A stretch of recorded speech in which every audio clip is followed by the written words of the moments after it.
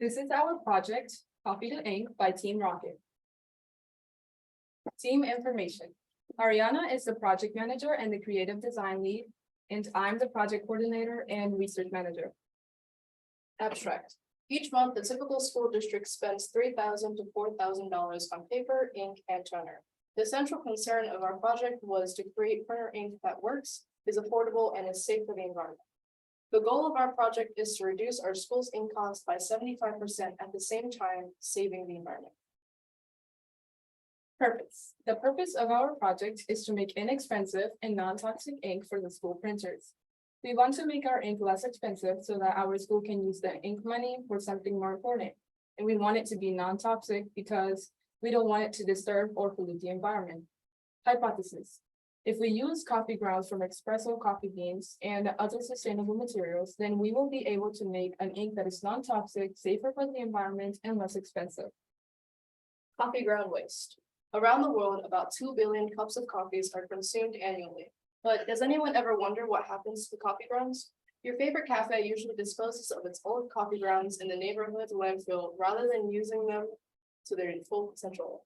Around 6 million metric tons of used coffee grounds are dumped in landfills each year, where they generate methane gas that has a severe impact on the environment by causing climate change. Sustainability.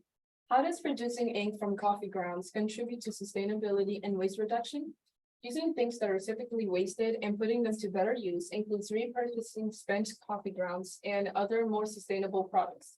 The many types of ink that are frequently used are particularly harmful to the environment and expensive because they require difficult to find components. We would be able to develop an environmentally friendly and cost-effective ink using our next innovation. Materials. Our original ink used coffee grounds, guar gum bleach, glycerin resin, Dawn dish soap, and linseed oil. And our new ink will include honey, used coffee grounds, bleach, glycerin, Dawn dish soap, and water. Procedure. In our initial experiment, we essentially mixed all of our materials together. However, in our third try, we chose to split it into coffee gum and liquid mixture sections. In the coffee gum, we mixed the coffee grounds and guar gum, and in the liquid mixture, we had the bleach, glycerin, dish soap, resin, and oil. In our fifth and final attempt, we decided to use the same method as the last two.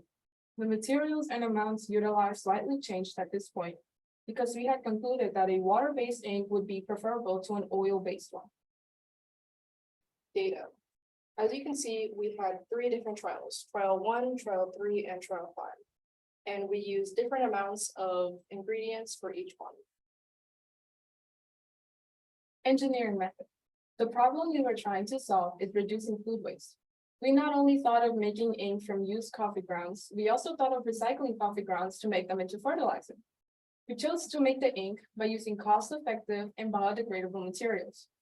We had 5 attempts. Our 5th attempt was the closest to meeting our criteria.